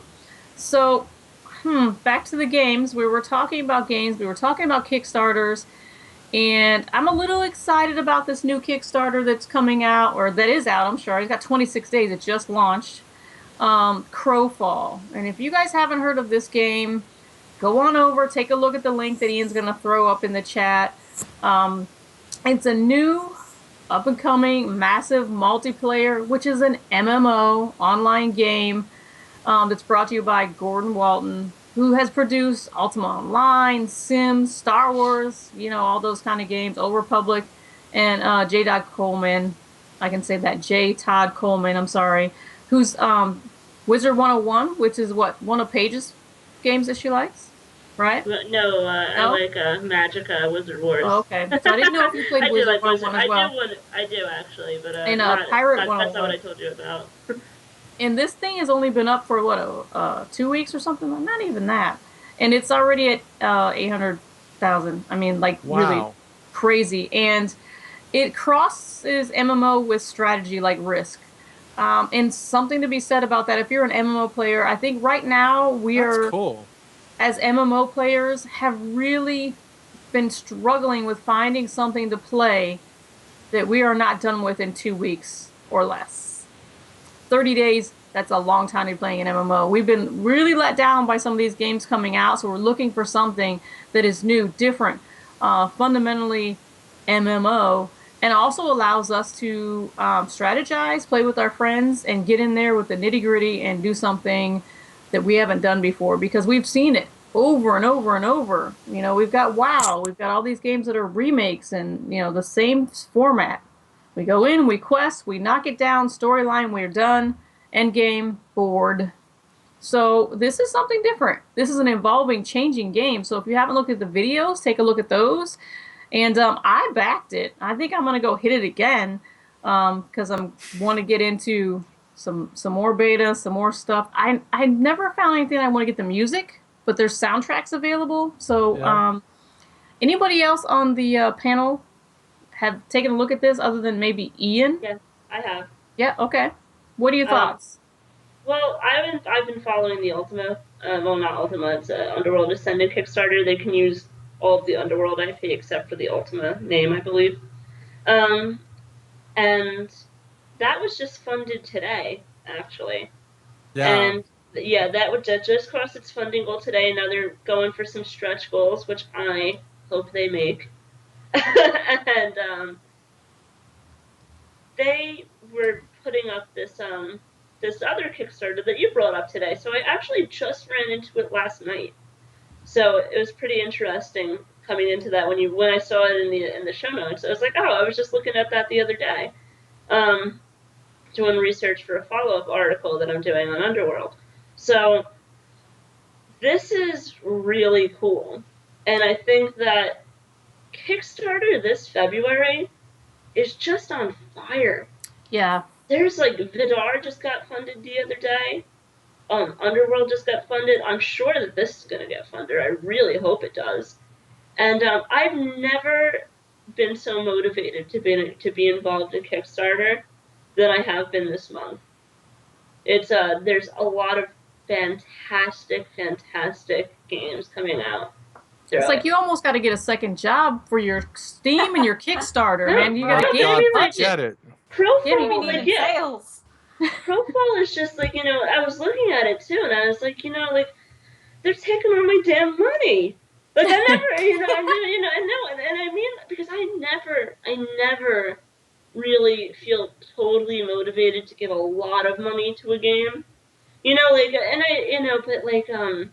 Underworld. Me and my boyfriend just had a fight the other day on Underworld because I was gonna give them I was trying to get the $100 tier, and he's like, what are you doing? And I never spend that kind of money on a game because I have my daughter and I have a lot of stuff that we pay for. And he's like, what are you doing? It's freaking out on me. And I'm like, I don't know. I want to You're like, it looks so good. But yeah, like, and the incentives are great. And then Crowfalls look fantastic.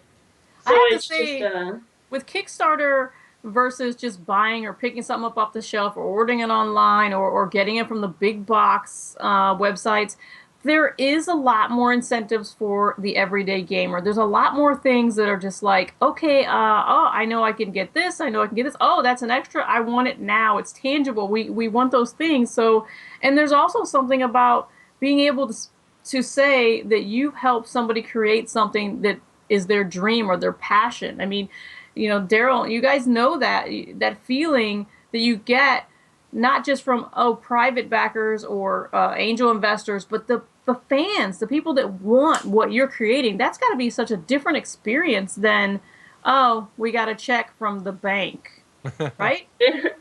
Yeah, no, definitely. No, we were actually just checking these games out because we hadn't heard about them, so we opened up a browser and we were checking them out. Yeah, this show could be very dangerous for your wallet. Yeah, your pocketbook will hurt after watching this. When I fund a game, it's like I want to fund a game that I feel like the developer is going to do better than if they went through traditional means to get it invested. And I felt that way with Underworld. I felt that way with Black Glove, which unfortunately did not meet its funding goal. I felt that way with Vidar. And Crowfall, I just got into it, so I don't know. I haven't decided whether or not I'm going to fund Crowfall yet, because I still have more to learn about it. Watch all the videos. You gotta watch all the videos. Are great at explaining the project, and this is one of I really just stumbled upon it last night, and I was like, oh wow. This particular project for me for Kickstarter and the way that they've structured their videos and the things that keep coming out and they keep spilling information out has been the best Kickstarter for me because it's so informative. Everything I needed to know to make a decision on backing this game has been given to me in a no uncertain terms, clear and precise, and there's no questions. Now there is, some questions about, man, what's it going to look like? Those things as gamers we put in our head, but everything else is just up front and bang, bang, bang. So Kim, what do you think? I'm looking at this page, and man, they really go ham on describing everything, and I can really appreciate that. I think it looks. I watched the trailer. It looks beautiful. I like MMOs, but I'm very, very particular with them. But I do think that it sounds very interesting. And somebody was talking about in the chat how you can conquer and take over certain areas. Is that true? Yes. I think that's a really interesting part of it, and that's something that would draw me to it. I'm happy that they met their goal, and now that they're starting to do their stretch goals as well. But really, I mean, this makes me happy for Kickstarter. Kickstarter is really, really taken off. I see more and more Kickstarters every day, and the more opportunities for games like this to come out. Yeah. And I would really, really like to hear how y'all feel about it. Daryl and Jeanette, just because, being on Kickstarter, you know how that is. Do you feel like the kind of pressures that they were going through, and do you feel kind of like a little victory when someone else does this as well? Yeah, definitely. It's not an easy process at all, especially for somebody like us that didn't really have anything to show for before going into this. Like a lot of the games you're seeing are being produced by individuals who have done, well-known games that you love, that you've played for hours and hours. We had never done anything. We hadn't done any films. So we were basically, going out there for the first time, asking people to give us their money and basically